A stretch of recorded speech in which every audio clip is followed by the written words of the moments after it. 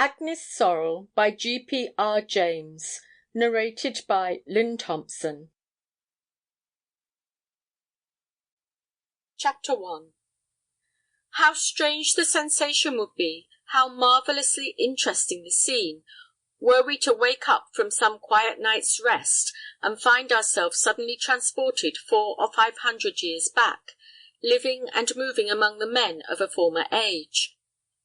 To pass from the British fortress of Gibraltar, with drums and fifes, redcoats and bayonets, in a few hours to the coast of Africa, and find oneself surrounded by Moors and male petticoats, turbans and scimitars,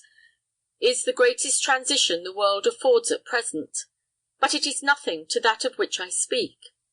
How marvellously interesting would it be, also, not only to find oneself brought in close contact with the customs, manners, and characteristics of a former age, with all our modern notions strong about us,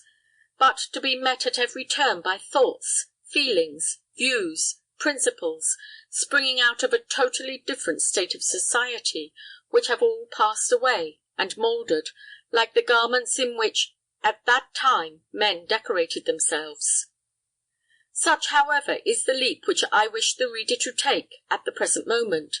and although I know it to be impossible for him to divest himself of all those modern impressions which are a part of his identity, to place himself with me in the midst of a former period, and to see himself surrounded for a brief space with the people and the things and the thoughts of the 15th century.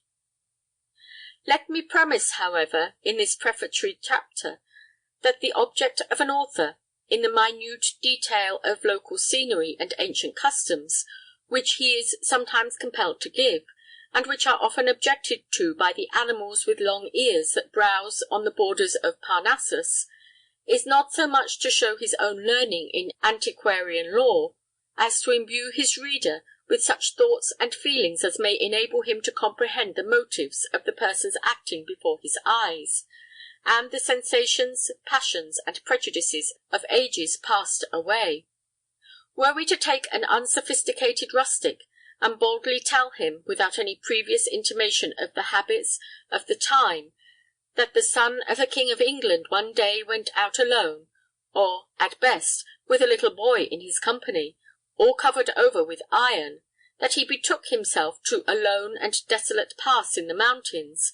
traversed by a high road, and sat upon horseback by the hour together, with a spear in his hand, challenging everybody who passed to fight him, the unsophisticated rustic would naturally conclude that the king's son was mad, and would expect to hear of him next in Bedlam, rather than on the throne of England. I let any one tell him previously of the habits, manners, and customs of those days, and the rustic, though he may very well believe that the whole age was mad, will understand and appreciate the motives of the individual, saying to himself, this man was not a bit madder than the rest. However, this book is not intended to be a mere painting of the customs of the 15th century, but rather a picture of certain characters of that period, dressed somewhat in the garb of the times, and moved by those springs of action which influenced men in the age to which I refer. It has been said, and justly, that human nature is the same in all ages,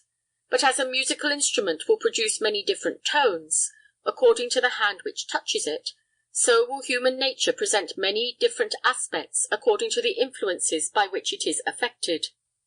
At all events, I claim a right to play my own tune upon my violin, and what skills it if that tune be an air of the olden times? No one need listen who does not like it. Chapter 2. There was a small, square room of a very plain, unostentatious appearance in the turret of a tall house in the city of Paris. The walls were of hewn stone, without any decoration whatever, except where at the four sides, and nearly at the centre of each, appeared a long iron arm, or branch, with a socket at the end of it, curved and twisted in a somewhat elaborate manner, and bearing some traces of having been gilt in a former day. The ceiling was much more Sample complete. Ready to continue?